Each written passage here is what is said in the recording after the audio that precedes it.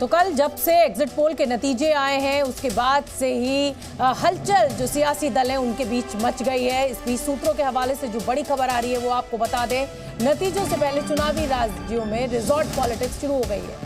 सूत्रों की माने तो कांग्रेस ने अपने विधायकों को दूसरी जगह पर शिफ्ट करने की तैयारी शुरू कर दी है। इसके लिए राजस्थान और छत्तीसगढ़ में होटल और रिजॉर्ट्स बुक भी कर दिए गए हैं। यहीं पर सभी विधायकों को रखा जाएगा। साथ ही जरूरत पड़ी तो इन विधायकों को कर्नाटक भी ले जाया जा सकता है। कर्नाटक ले जाने के लिए पार्टी की ओर से पहले ही चार्टर्ड प्लेन को बुक भी कर लिया गया है।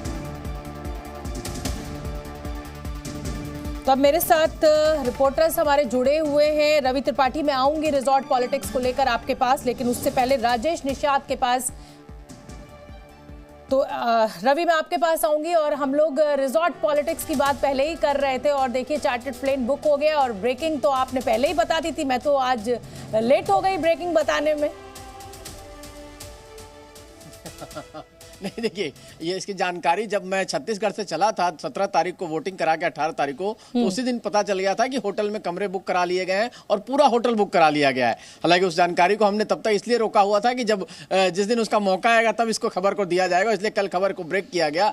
और देखिए हकीकत यह है कि जितने भी रिसॉर्ट पॉलिटिक्स हुए हैं पिछले, अगर 2014 के बाद देखिए तो उसका कांग्रेस का जो ठिकाना रहा है वो कर्नाटक रहा है। और कर्नाटक में DK शिव कुमार जो अभी डिप्टी CM है वो इसका कर्णधार रहे हैं। उससे पहले भी आप अगर 2017 में गौर कीजिए कि जब राज्यसभा चुनाव था गुजरात में, अहमद पटेल का चुनाव था, बहुत इंपॉर्टेंट चुनाव था और बहुत दिलचस्प चुनाव था। एक तरफ अमित शाह बैठे थे विधानसभा में, एक तरफ अहमद पटेल थे और उस चुनाव में भी सारे विधायकों को लेकर गुजरात से ले जाया गया था कहाँ, कर्नाटक, और कर्नाटक में रखा गया था और वोटिंग के ठीक एक दिन पहले लाया जाता है। इसी तरह आप मध्य प्रदेश में जब सरकार गिरी है तब विधायकों को कर्नाटक लेके कांग्रेस गई थी। इसी तरह इसके पहले तमाम राज्यों को, लेकिन हालांकि एक बात और गौर करने वाली है कि अपने राज्य का जो संकट आया, जब सरकार कर्नाटक की गई कांग्रेस की, उस वक्त में DK शिव कुमार नहीं बचा पाए। सारे विधायकों को मुंबई लेकर चली गई थी बीजेपी और मुंबई के विधायकों को असम, गुवाहाटी ले जाया गया था कहीं ना कहीं। तो क्या होता है, जो रिजल्ट आएगा उस पर निर्भर करेगा। लेकिन रिसॉर्ट पॉलिटिक्स की पूरी तैयारी कर ली गई है। होटल अपने हिसाब से बुक कर लिए गए। अशोक गहलोत के पास अपना अनुभव है। जब सचिन पायलट ने कहीं ना कहीं बगावत और अदावत और बगावत की जो बात की जाती है राजस्थान में, वहां भी सचिन पायलट ने जब 19 विधायकों को लेकर वो गुड़गांव में आ गए थे तो उस वक्त भी अशोक गहलोत ने लगभग 8, 10, 15 दिन तक अपने विधायकों को एक जगह होटल में रखा था। तो उनके पास अपना एक अनुभव है। लेकिन तेलंगाना, खाली यही बात नहीं है, छत्तीसगढ़, राजस्थान और तेलंगाना चूंकि करीब है कर्नाटक से और तेलंगाना की जिम्मेवारी DK शिव कुमार पहले से लिए हुए हैं। वहां विधायकों को वहां जाकर चुनाव प्रचार संभालना, वहां के पैसे की व्यवस्था करना चुनाव के लिए जो चाहिए, और साथ साथ अगर जरूरत पड़ती है तेलंगाना में अगर 54, 52, 53 के आंकड़ा रहता है, क्योंकि देखिए वहां 117 सीटें हैं और वैसी स्थिति में बहुमत के लिए अगर कहीं ना कहीं 2, 4, 10 सीटों का फासला होता है तो माना जाता है कि BRS इसमें मैनेज करने में तेज रहेगी, क्योंकि उसकी सरकार है, उसके साथ जा सकते हैं। तो रिसॉर्ट पॉलिटिक्स की पूरी तैयारी कांग्रेस की तरफ से की गई है और बीजेपी ने भी अपनी तैयारी छोड़ी नहीं होगी। बिल्कुल ठीक है। शशि मोहन का उसके पास भी अनुभव है असम ले जाने का और कर्नाटक ले जाने। बिल्कुल शशि, देखिए अब ये रवि तो देखिए बहुत आनंद ले लेके बता ही रहे हैं कि रिसॉर्ट पॉलिटिक्स की शुरुआत हो चुकी है और आपके भी चेहरे पर मुस्कुराहट आ गई है और कांग्रेस और बीजेपी के बीच में राजस्थान में भी लग रहा है कि काफी स्थिति फंसी हुई है। तो क्या अशोक गहलोत की तरफ से भी सब कुछ तैयारियां हो चुकी हैं, रिजॉर्ट वगैरह बुक हो चुका है, और अगर हो चुका है तो कुछ अपडेट हो तो बताइए।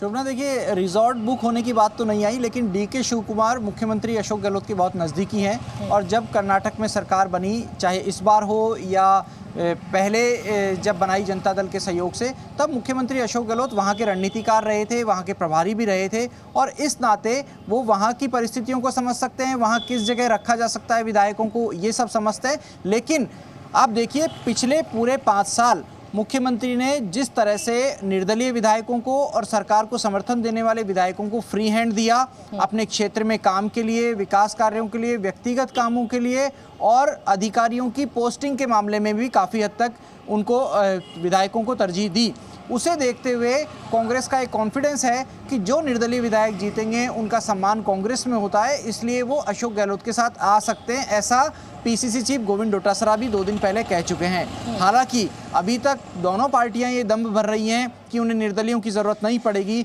लेकिन जब से जो 2 सर्वे में कांग्रेस को बढ़त दिखाई गई कल से, उसके बाद से कांग्रेस के नेताओं में उत्साह है। 2 दिन पहले हालांकि बॉडी लैंग्वेज कुछ नेताओं की डल दिख रही थी, लेकिन अब कांग्रेस के नेताओं में उत्साह दिख रहा है और तैयारियां हो रही हैं। निर्दलियों से बातचीत भी हुई आपका मैं है। रुख करना चाहूंगी। देखिए, मध्य प्रदेश में कुछ सर्वे हैं, जो कुछ एजेंसीज हैं वो कह रही हैं कि साहब बीजेपी आ रही है, लेकिन साथ ही कुछ एजेंसीज ऐसी भी हैं जो कांग्रेस की सरकार बना रही है। हालांकि जी न्यूज जो है वो पोल ऑफ पोल का आंकड़े से ये कह रहा है कि कमल खिलने वाला है, लेकिन सी वोटर की अगर मैं बात करूं तो वो मध्य प्रदेश में बीजेपी की सरकार नहीं बना रहा है। तो ऐसे में क्या बीजेपी भी बुक कर रही है रिसोर्ट मध्य प्रदेश के लिए?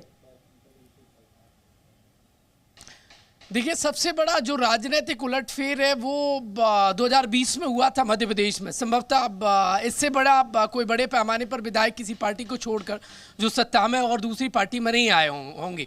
तो एमपी तो इसके लिए पूरे देश भर में जाना जाता है। लिहाजा इस बार भी बड़ी नेक टू नेक फाइट नजर आ रही है। यदि 2018 की तरह देखिए, यदि हालात बनते हैं तो जो बागी हैं, मैंने पहले ही बताया, उनसे संपर्क शोभना किया जा रहा है। चाहे वो बीजेपी के बागी हों जो जीत सकते हैं, या कांग्रेस पार्टी के जो इस इलेक्शन में खड़े हो गए थे, तो उनसे संपर्क करती बीजेपी नजर आ रही है। और अपने अपने ऑप्शन तो सब तलाश रहे हैं, क्योंकि एक तरफ आप देखेंगे तो कांग्रेस पार्टी को एमपी में कौन लीड कर रहा है, वो जो दूध के जले हुए हैं और इस बार वो छाछ को भी फूंक फूंक कर पी रहे हैं, कमलनाथ।